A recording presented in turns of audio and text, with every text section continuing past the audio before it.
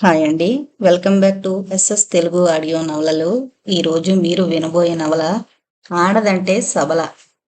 అనురాధ గారు రచించారు. ఆంధ్రభూమి మే 2017లో వచ్చిందండి ఈ నవల. ఇక నవలలోకి వెళ్ళిపోదాం. అమ్మగారు అన్న కేకకు కళ్ళు తెరిచింది మధురిమ. పొద్దుటి నుంచి ఏమీ తినలేదు. తిండి మానేసినంత మాత్రాన సమస్యలు తీరవు కదమ్మా. నేను చనువు తీసుకుంటున్నానని అనుకోవద్దు.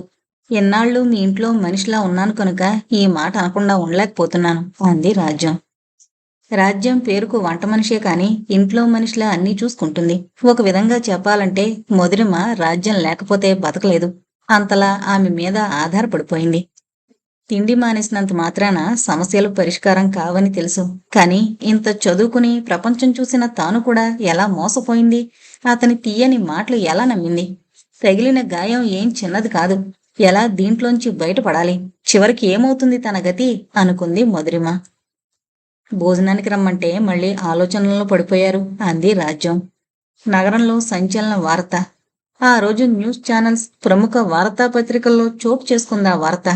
ఒక ఇండస్ట్రియలిస్ట్ అరెస్ట్. అతని మీద మధురిమ అన్న వనిత ఆరోపణ చేసింది. ఆమె ఆరోపణ అతను తనను మోసం చేసి పెళ్లి చేసుకున్నాడని, తనతో అనైతిక పనులు చేయించాడని. ప్రతి ఛానల్ వీలైనంత వివరాలతో తామే దానికి ప్రాముఖ్యత పెంచి ప్రచారమిచ్చి పేరు ప్రఖ్యాతులు తెచ్చుకోవాలన్న తాపత్రయంలో ఉన్నారు. పొద్దున్న టీవీ చూసేవారు, పేపర్ చదివేవారు ఈ వార్త విన్నారు. మిగిలిన వ్యసనాల్లాగే చాలామందికి టీవీ ఒక వ్యసనంగా మారిపోయింది. ఇప్పుడు దూరదర్శన్ చూడవలసిన అవసరం లేదు. ఒక్కొక్క కేబుల్ వాడు సుమారుగా 500 ఛానల్స్ ఇస్తున్నారు. చూసేవాళ్ల ఓపిక, ఇష్టం. 24 గంటలు టీవీ చూడొచ్చు. ఇక సినిమాలకైతే చెప్పనేక్కర్లేదు. బోల్డ్ సినిమాలు.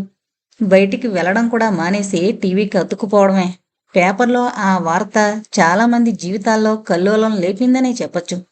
పాలు విరగడానికి ఒక ఉప్పు కల్లు ప్రభావం ఎంత ఉంటుందో అలాగే ఇంటి యజమాని తప్పు చేస్తే అతని మీద ఆధారపడ్డ వాళ్ళందరినీ సమస్యల వలంలోకి నెడుతుంది. మధుసూదన్ అన్న వ్యక్తి అరెస్టు గురించి అతని వాళ్ళందరి మనసుల్లో అలజడి. దీనికి మూల కారకురాలైన మధురిమ కూడా ఏమీ ఆనందంగా లేదు. ధైర్యం చేసి అతని మీద కంప్లైంట్ చేసింది కానీ ఆ తర్వాత పరిణామాలు ఎలా ఉంటాయన్న మదన ఆమెలో. ఈ విషయం తెలిసిన తల్లి తండ్రి మనోభావాలు ఎలా ఉంటాయి? కన్న కూతురి జీవితం ఇలా బుగ్గిపాలైందంటే వాళ్ళు తట్టుకోగలరా? తన అదృష్టానికి ఎంత మురిసిపోయారు. ఇది జరగక మునుపు తనంత అదృష్టవంతురాలు ఈ లోకంలో లేదు. ఇప్పుడు తనంత దౌర్భాగ్యురాలు లేదు. ఎందుకో వెక్కి వెక్కి ఏడవాలనుంది. ఏడిస్తే తీరే బాధ కాదు. కళ్ళంట నీళ్లు కారుతున్నాయి. కళ్ళనీళ్లు పెట్టుకుంటే మాత్రం సమస్య తీరిపోతుందా అమ్మా? లేచి మొహం కడుక్కుని భోజనానికి రండి అంది. ఇంకా భోజనానికి లేవకపోతే రాజ్యం ఊరుకోదు. అందుకని బాత్రూంలోకి వెళ్లి చల్లని నీళ్లతో మొహం కడుక్కునొచ్చింది. మాధవి పరిస్థితి కూడా అయోమయంగా ఉంది. పొద్దున్న పనిలో ఉండగా కూతురు అమ్మ అని పెద్దగా పెట్టిన కేకకు పెరట్లోంచి పరిగెట్టుకొచ్చింది. టీవీలో మధుసూదన్ ఫోటో చూపిస్తూ అతని అరెస్టు, అతనిపై మోపబడ్డ అభియోగాలు చెబుతోంది న్యూస్ రీడర్. కరెంట్ షాక్ తగిలిందాల్లా ఉంది ఆమె పరిస్థితి. ఏంటి ఘోరం? ఇది నిజమా లేక కెట్టని వాళ్లు పెట్టిన అభియోగమా అన్న అనుమానం. అక్కడే ఉన్న సోఫాలో కూర్చుండిపోయింది. తల్లి మనస్థితిని అర్థం చేసుకునేందుకు ప్రయత్నిస్తోంది ఆమె కూతురు లాలిత్య. లేచి తల్లికి గ్లాస్తో మంచినీళ్లు తెచ్చిచ్చింది. నిర్లిప్తంగా గ్లాస్ అందుకుని మంచినీళ్లు తాగింది. ఆమె మెదడులో ఒకటే ప్రశ్న. ఎందుకిలా జరిగింది? తన తప్పు ఎంతవరకు ఉంది ఇందులో? పిల్లల భవిష్యత్తు మీద దీని ప్రభావం ఎలా ఉంటుంది? ఈ విషయం తెలిస్తే పెద్దవాళ్లు తట్టుకోగలరా? ఇప్పుడు తన కర్తవ్యం ఏమిటి? ఈ సమస్య ఎవరితో పంచుకోవాలి? అమ్మా అన్న కూతురి పిలుపుతో ఈ లోకంలోకొచ్చి తాతయ్య నాన్న చూడలేదు కదూ అంది. నానమ్మ తన గదిలో ఉన్న టీవీలో చూసిందేమో తెలీదు. అయినా ఆవిడ పొద్దున్న భక్తి ఛానల్ తప్ప పెట్టదు. తాతయ్య టీవీ చూడరుగా. కాని తాతయ్య బయటికి వెళ్ళినప్పుడు ఎవరైనా చెబుతారేమో కదా. అమ్మా అప్పుడు తెలియపోతుందా అంది లాలిత్య. అవును. ఇంగువ మూట కట్టి వాసన ఎవరికీ తెలియకూడదంటే ఎలా? సరే, ఏది ఎలా జరగాలో అలాగే జరుగుతుంది. ఇప్పటిదాకా జరిగిన దాంట్లో తన పాత్ర ఎంతుంది కనుక ఏది జరగాలో అది జరిగే తీరుతుంది అనుకుంది మాధవి. ఆలోచనలకు కళ్ళెం వేసి తమ్ముడెక్కడా అని అడిగింది. పొద్దున్నే జాగింగ్కి వెళతాడుగా, ఇంకా రాలేదు అంది. సరే, ఇవన్నీ మనసులో పెట్టుకోకు. నీ చదువు చూసుకో అంది మాధవి. జైల్లో నాన్నకు కష్టం కదా అమ్మా అంది. ఏమని సమాధానమిస్తుంది? మాట్లాడకుండా అక్కడి నుంచి వెళ్ళిపోయింది. ఇది జరిగిన కొన్నాళ్లకు మధురమ్మ ఇంటి కాలింగ్ బెల్ మోగింది. తలుపు తీయడానికి రాజ్యం వెళ్ళింది. తలుపు తీసి ఎదురుగా ఉన్న కొత్త మనిషిని చూసి ఎవరు కావాలండి అంది. మధురిమ గారు ఇల్లిదేనా? అప్పుడే అక్కడికొచ్చిన మధురిమ ఆమెను పరీక్షగా చూసింది. ఎప్పుడూ చూసినా గుర్తులేదు. ఈ తెలియని చుట్టమెవరా అని చూస్తున్న ఆమెకు లోపలికి రావచ్చా అంది చేతిలోని పెట్టె కింద పెడుతూ. అపరిచిత వ్యక్తిని లోపలికి రానివ్వాలా వద్దా అన్న సందిగ్ధం. అసలే రోజులు బాగాలేవు. ఎవరినీ నమ్మడానికి లేదు. రోజు ఎన్నో ఘోరాలు వింటున్నాం. ఆమె అనుమానాన్ని గ్రహించినట్లుగా, నేను మీకేం అపకారం చేయను. మీకు కావలసిందాన్నే. మీతో కొంచెం మాట్లాడాలి. దానికి కొంచెం సమయం ఎక్కువే కావాలి. అందుకే నాకు మీ ఇంట్లో 2 రోజులు ఆశ్రయం ఇవ్వండి. ఆ తర్వాత నా దారిని నేను వెళ్ళిపోతాను అంది. తన జీవితంలో జరగవలసిన నష్టం జరిగిపోయింది. ఇప్పుడు ఇంతకన్నా జరగడానికేమీ లేదు. ఇప్పటిదాకా జరిగిన దాంట్లో తన పాత్ర ఎంత లేదో జరగబోయే దాంట్లో కూడా ఉండకపోవచ్చు అనుకుంటూ లోపలికి రండి అంది.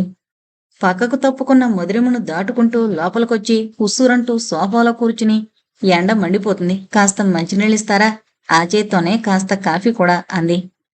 ఏంటి ఈవిడి చొరవ? ఇంతకుముందు పరిచయం ఉన్నదాన్లా ఈ ఇంట్లో హక్కుదారులా అన్నీ డిమాండ్ చేస్తోంది అనుకుంది మధు. నన్ను చూసి మరీ అంత ఆశ్చర్యపోకండి. అలా మొదలు పెడితే నా క్యారెక్టర్ గురించి తెలిసే లోపల ఆశ్చర్యపడ్డానికి చాలా ఉంటాయి. మీ జీవితంలో నాలాంటి దాన్ని చూసుండర్లేండి అంటూ పకపకా నవ్వింది. భలే తమాషా మనిషిలా ఉందే అనుకుంటూ లోపలికి వెళ్లి మంచినీళ్లు తెచ్చిచ్చింది. రాజ్యం కాఫీ తెస్తుంది అంది. రాజ్యం ఎవరు? మీ చుట్టమా? కాదు, ఆమెదో పెద్ద కథ. మా ఊరు నుంచి నాకు తోడుగా తెచ్చుకున్నాను అంది మధు. వంట మనిషా? మధుసూదనకు వంట మనిషి చేస్తే నచ్చదు కదా. మీ ఇద్దరికీ వంట మనిషి అవసరమా అంది. అంత చనువుగా ఈ ఇంటి యజమానిని పేరు పెట్టి పిలుస్తుందంటే అతని దగ్గర చుట్టమేమో. కాని అతనెప్పుడూ చుట్టాలకు దూరంగా ఉంటాడు. ఈవిడ ఏ రకమైన చుట్టమో అనుకుంది మధురిమ. ఇంతలో రాజ్యం కాఫీ తెచ్చిచ్చింది. కాఫీ తాగి, నా గదెక్కడో చెబితే స్నానం చేసి కాసేపు పడుకోవాలి. నిద్ర లేచాక మాట్లాడొచ్చు. రాత్రి ట్రైన్లో నిద్ర లేదు అంది. మధురిమ మౌనంగా మేడ మీదున్న గదికి తీసుకెళ్లి, ఈ గదిలో మీరుండొచ్చు. మీరు స్నానం చేసి పడుకోండి. వంట అయ్యాక లేపుతాను అంటూ కిందకొచ్చింది. వచ్చిన ఆమె తలుపు వేసుకోగానే కిందకొచ్చి సోఫాలో కూర్చుని, ఎవరీమే? ఎందుకొచ్చింది? పేపర్లో మధుసూదన్ గురించి చదివొచ్చిందా? అతని ఆస్తిలో వాటా కావాలని అడగడానికొచ్చిందా? తనకు తెలిసి మధుకు బంధువులెవరూ లేరు. అలానే చెప్పాడు. ఎన్నిసార్లు అడిగినా అదే సమాధానం. అవును, తన పిచ్చి కాకపోతే మోసం చేసి తనను పెళ్లి చేసుకున్నవాడు అతని గురించి అన్ని వివరాలు చెబుతాడనుకోవడం తన భ్రమ. తామిద్దరి పెళ్లి కొన్నాళ్లు బహిర్గతం చేయొద్దన్నప్పుడే గ్రహించుండాల్సింది. ఇందులో మోసం ఉందేమో అని. కాని బుద్ధి పనిచేయక అతను చెప్పిన తీయని మాటలకు లోబడిపోయింది. ఇంత చదువుకున్న తానే మోసానికి లోనైనప్పుడు పాపం ఎక్కువ చదువు లేక పెళ్లిళ్లు కాని ఆడపిల్లలు మోసపోయారంటే మోసపోరు? ఆశ మనిషిని అప్పుడప్పుడు ఆలోచించనివ్వదేమో. మధుసూదంతో తన బాంధవ్యమే అసత్యంతో మొదలైంది. అతని గురించి ఏమీ తెలుసుకోకుండానే అతని మాయలో పడి దాన్ని ప్రేమ అనుకుని ఎన్నాళ్ళు జీవించింది. అతని జీవితంలో తనకు తెలియని ఎన్ని రహస్యాలు దాగున్నాయో. అలా ఆలోచిస్తే ఆలోచనలతో తల పగిలిపోతుంది. అలా సోఫాలో పడుకుని ఆలోచిస్తుంటే మగతగా కళ్ళు మూతల పడ్డాయి. ఎవరో పిలుస్తున్నట్లయి కళ్ళు విప్పింది. ఎదురుగా రాజ్యం నుంచుంది. లేవండమ్మగారు, వంట అయిపోయింది. పొద్దున కూడా ఏమీ తినలేదు. ఆ మేడం కూడా లేచారేమో చూడండి, ఇద్దరికీ వడ్డిస్తాను అంది. సరే, వెళ్ళి చూసి లేవకపోతే లేపొస్తాను, వడ్డించు అంటూ మెట్లెక్కి పైకి వెళ్ళింది. ఓరగా ఉన్న తలుపు మీద వేళ్లతో చిన్నగా కొట్టింది. అప్పుడే నిద్రలేచి ఊడిన జుట్టును ముడివేసుకుంటూ లోపలికి రావచ్చు, తలుపు తీసుంది అంది. తలుపు తోసుకుని లోపలికొచ్చింది మధురిమ. మీరు లేస్తే వంట రెడీగా ఉంది, భోంచేద్దాం. పొద్దున టిఫిన్ కూడా తినలేదు అంది. అవునవును, ఆత్మారాముడు గోల పెడుతున్నాడు. వస్తున్నా, భోజనం చేసి మాట్లాడుకుందాం అంటూ లేచింది. కట్టుకున్న కోటా చీర కొంచెం నలిగింది. పొడవైన జుట్టును వదులుగా ముడివేసింది. ఆమెను చూసి అందగత్తే అనుకోకుండా ఉండలేకపోయింది మధురిమ. ఏంటలా చూస్తున్నావు? దిష్టి తగిలిన సుమా అంటూ నవ్వింది.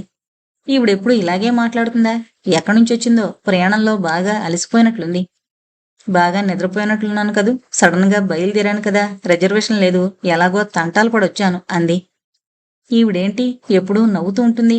ఈవిడ జీవితంలో కష్టాలన్నవి లేవా? ఏ మనిషి అయినా ఎల్లప్పుడూ నవ్వులు చిందిస్తూ ఎలా ఉండగలుగుతాడు? తానెందుకు అలా ఉండలేకపోతుంది? ఆలోచనల్లో మునిగిపోయిన మధురిమ తన భుజం మీద పడ్డ చేయితో ఉలిక్కి పడింది. ఏంటి ఎప్పుడు ఏదో ఆలోచనలో మునిగిపోతావు? పగలే కళ్ళకండం నీకు అలవాట? ఏంటి ఈవిడ చనువు? తనకు నాకు ఏం సంబంధం ఉందని అతి చనువు తీసుకుంటోంది? ఇంకా పరిచయమై కొన్ని గంటలు కాలేదు. అప్పుడే నువ్వులోకి దిగిపోయింది. అబ్బా! నీ క్వశ్చన్ మార్క్ మొహం చూడలేకపోతున్నాను కానీ ముందు భోజనానికి నడు. నీ మెదడులో చెలరేగే ప్రశ్నలన్నింటికీ సమాధానాలు దొరుకుతాయి అంటూ భుజం మీద చేయి వేసి ముందుకు నడిచింది. ఆమె మాటలకు ఏదో ట్రాన్స్లో ఉన్నదానిలా ఆమె వెంట నడిచింది. వాళ్ళిద్దరినీ చూసిన రాజ్యం వాళ్ళు కూర్చోగానే చేసిన పదార్థాలు వడ్డించింది. ఆగంతకురాలు తిండి తినడమే తన ధ్యేయం అన్నట్లు అన్నీ వడ్డించగా తింది. రాజ్యం వంట బాగా చేస్తుంది. భోజనం పూర్తవుతుండగా అందుకే మధు వంట నిన్ను చేయమని అడగలేదు అంది. ఇది దేనికి ఉపోద్ఘాతమో అర్థం కాలేదు. వాళ్ళ మొహంలో సందేహం చూసి మళ్ళీ తానే అంది. మధు భోజన ప్రియుడు. మీ రాజ్యం వంట బాగా చేస్తుంది. ఏమాత్రం వంట బాగుండకపోయినా భోజనం వదిలేసి వెళ్ళిపోతాడు. అవును, ఆవిడ చెప్పింది నిజమే. అలా చాలాసార్లు అయింది. మధురిమకు వంట అంత బాగా రాదు. ఆమె చేసినప్పుడు ఇలాంటి అనుభవాలు ఎదురయ్యాయి. ఇవన్నీ ఈవిడికి ఎలా తెలుసు? తోబుట్టువా? పోలికల్లేవు, మరెవరై ఉంటుంది? భోజనాలు పూర్తయ్యాక చేతులు కడుక్కుని సోఫాలో కూర్చున్నారు. అప్పుడు నోరు విప్పిందామె. నీ సంశయాల చిక్కుముడి విప్పుతున్నాను, కాచుకో. బై నా పేరు మాధవి. నీకన్నా ముందు మధుసూదన్ జీవితంలో ప్రవేశించిందాన్ని, అతని మొదటి భార్యను. నన్ను చూసి నువ్వెంత ఆశ్చర్యపోయావో నేను అర్థం చేసుకోగలను. నేను మధు గురించి న్యూస్లోనూ పేపర్లో వార్త చూసి అంతే ఆశ్చర్యపోయాను. కొంతమంది మగవాళ్లకు చిలక్కొట్టుడు వ్యవహారాలు అలవాటుంటాయన్న సంగతి తెలుసు. అప్పుడప్పుడు కకృతిపడే మగవాళ్లు చాలామంది ఉంటారు. కాని మధు కూడా ఇలా చేస్తాడని, ఇంత ఘోరానికి పాల్పడతాడని అనుకోలేదు. నమ్మశక్యం కాకపోయినా నమ్మక తప్పడం లేదు. ఎందుకంటే ఒక ఆడపిల్ల భర్త అన్నవాడిపై అభియోగంతో కోర్టుకెక్కిందంటే ఎంతో దెబ్బ తగిలితేనే కాని ఆ పని చేయడానికి సాహసించదు. గొర్రె కాసాయివాణ్ణి నమ్మినట్టు అనాది నుంచి ఆడది భర్త అన్న పదానికి విలువిచ్చి తనను తాను అర్పణ చేసుకుంటుంది. నిన్ను భయపెట్టడానికి రాలేదు. సాటి ఆడదానిగా నీ కథ విందామనొచ్చాను అంది. మధురిమ చేష్టలుడిగిందాన్లా ఆమెను చూస్తోంది. అతను చేసిన మోసం తెలిసి కూడా ఇంత కూల్గా ఎలా ఉండగలుగుతోంది? ఎందుకు అస్తమానం ఆలోచనల్లోకి వెళ్ళిపోతావు? ఏదైనా మనసులో మెదిలితే నాతో పంచుకో, అంతేకాని కలల ప్రపంచంలోకి వెళ్ళిపోకు. నిజం చెప్పాలంటే మనిద్దరికీ ఏ కలలు మిగల్లేదు. నీకేమైనా పిల్లలా? లేదన్నట్లు తలాడించింది. నా కథ ముందు చెప్పనా? నీ కథ ముందు చెబుతావా? నువ్వు అంటున్నానని ఏమీ అనుకోకు. మనిద్దరి వయసుల్లో ఎంత అంతరం ఉన్నా అతని జీవితంలోకి ముందొచ్చాను. నేనిలా నవ్వుతూ హాయిగా ఉన్నానని ఆశ్చర్యపోకు. మనం ఏడుస్తూ కూర్చుంటే మనకు జరిగిన నష్టానికి పరిష్కారం దొరకదు. జరిగిందేదో జరిగిపోయింది. ఇంకా జరగాల్సిందేమిటో ఆలోచించాలి. అంత ధైర్యంగా జైలుకు పంపిందానివి ఇప్పుడిలా డీలా పడిపోయేవేమిటి అంది. మాధవి నచ్చింది మధురిమకు. అతనికి తను రెండో భార్య అని తెలిసింది. మొదటి భార్య ఎలా ఉంటుంది, ఎక్కడుంటుంది అన్నది ఎన్నాళ్ళు తనకు తెలియదు.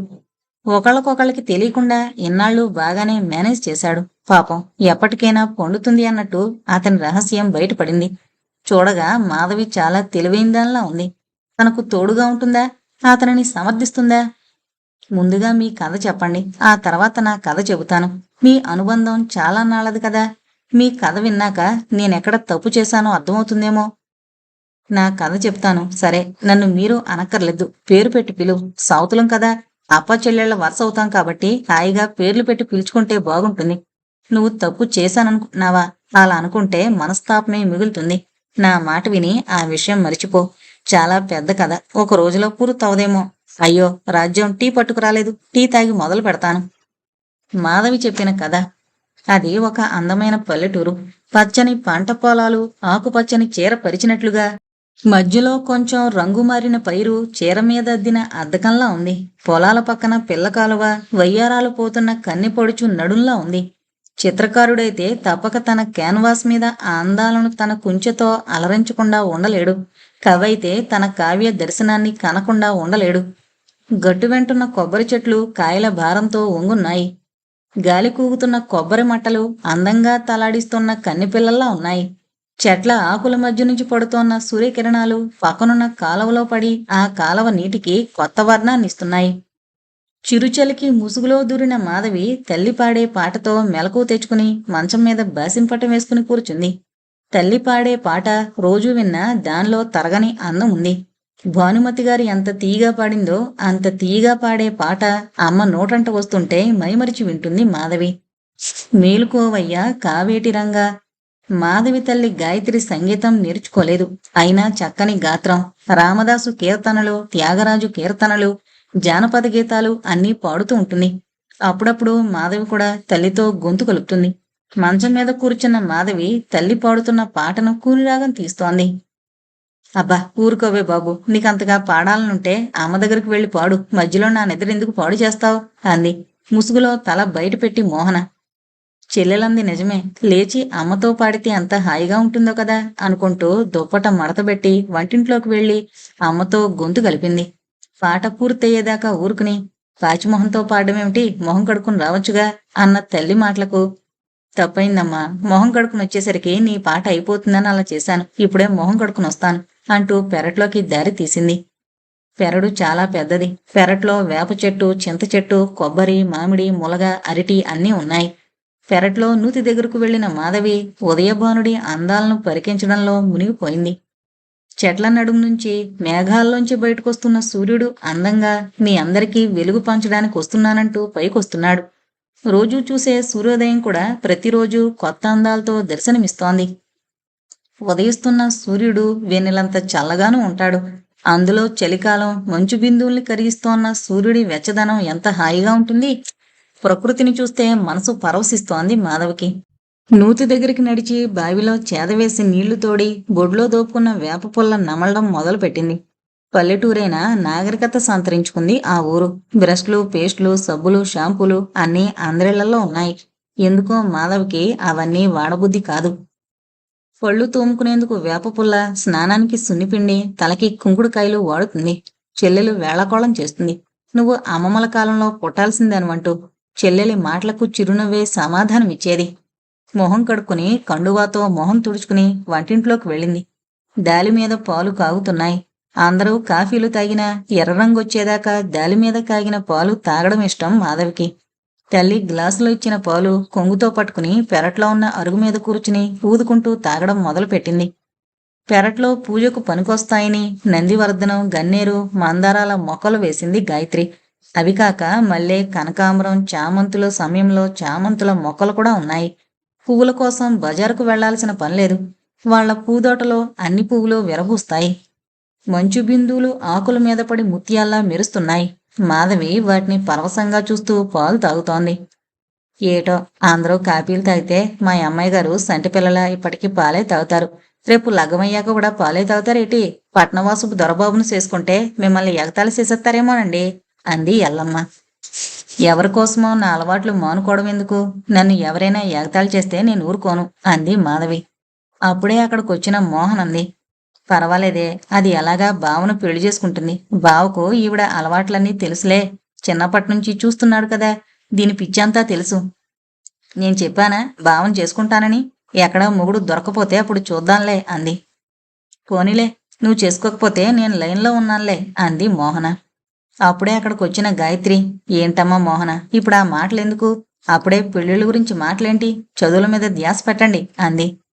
అలా గడ్డిపెట్టమ్మా, ఎప్పుడూ నన్ను ఆడిస్తూ ఉంటుంది అంది మాధవి. నాకేం తెలుసు, నానమ్మ ఎప్పుడూ అంటుంది కదా దీనికి బావతో పెళ్ళని. అదే వేళకోళంగా అన్నాను. దాన్ని ఉడికించాలని, అది వద్దంటే నేను చేసుకుంటానని అన్నాను. నిజంగా నేను చేసుకుంటానేంటి? బావ నాకన్నా 10 ఏళ్లు పెద్ద అంది మోహన. నానమ్మ పెద్దావిడ, ఏదో అంటూ ఉంటుంది. ఆవిడన్నవి మళ్ళీ నువ్వు రిపీట్ చెయ్యాలా? గాయత్రికి ఇలాంటివన్నీ ఇష్టం ఉండదు. అలాని అత్తగారికి చెప్పలేదు. భర్త తల్లిగా ఆవిడకు గౌరవం ఇవ్వడం తన ధర్మం అన్న భావన. డిగ్రీ దాకా చదివినా తండ్రి ఈ సంబంధం చేస్తానంటే కాదనలేదు. పల్లెటూరి కాపురం వద్దనలేదు. సుబ్బారావు అనురాగంలో కూడా ఆమెకు ఏ లోటు కనపడలేదు. ఆమె తనకన్నా ఎక్కువ చదువుకున్నా తనను చేసుకుందంటే ఆమె దృష్టిలో మనిషికి విలువెక్కువ అని గ్రహించాడు. ఆ విషయం మొదటి రాత్రి ఆమెతో మాట్లాడాక నిర్ధారణ అయింది. అందుకే ఆమంటే ప్రేమ ఎనలేని విశ్వాసం పెంచుకున్నాడు సుబ్బారావు.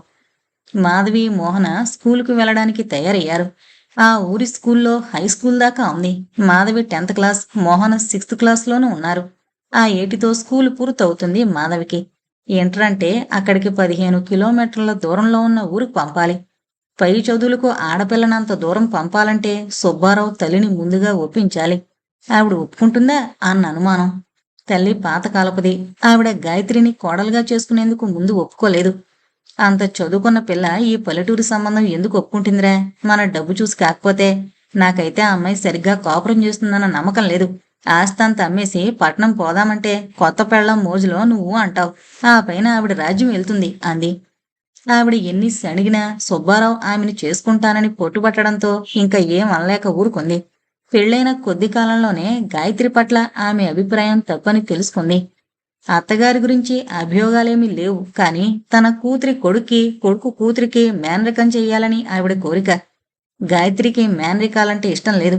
తను చదివిన కొమ్మూరి వేణుగోపాలరావు గారి ఒకే రక్తం ఒకే మనుషులు ఆమె మీద మంచి ప్రభావం చూపించింది. మేనరికాల్లో ఉన్న నష్టాల్ని ఆయన తన నవలలో చాలా చక్కగా వివరించారు.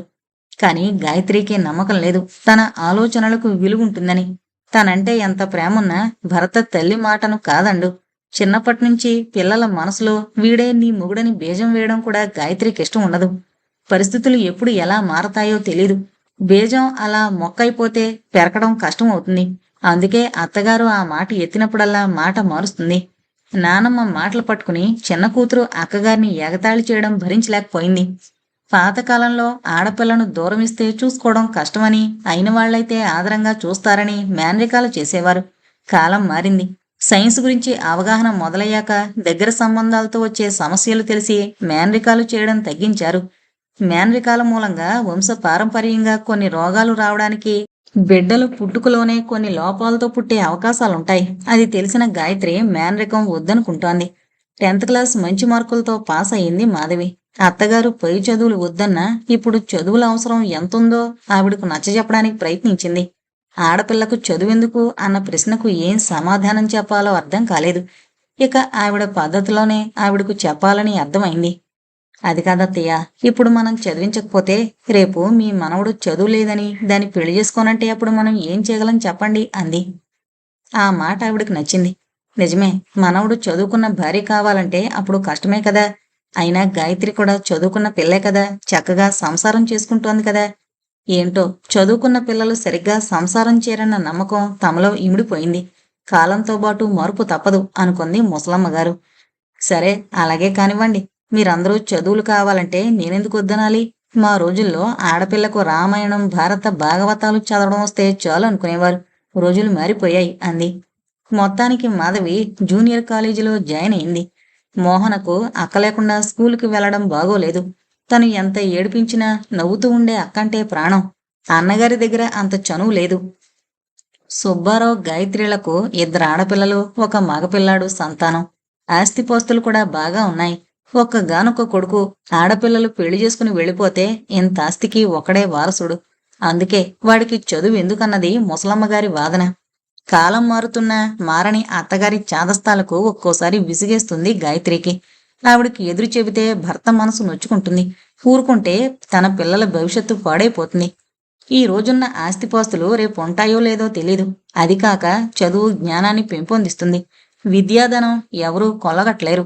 అందుకే అత్తగారికి నచ్చజెప్పలేక కొడుకు చెప్పింది నానమ్మను ఒప్పించమని. ఆ బాధ్యత కొడుకైతే సాధించగలడన్న అభిప్రాయం. గాయత్రంచనా తప్పు కాలేదు. మనవడంటే పంచప్రాణాలు. వాడేమడిగినా ఆవిడ కాదనలేదు. నానమ్మ పక్కలో కూర్చుని తన చదువుకి ఆవిడ అనుమతి తీసుకున్నాడు.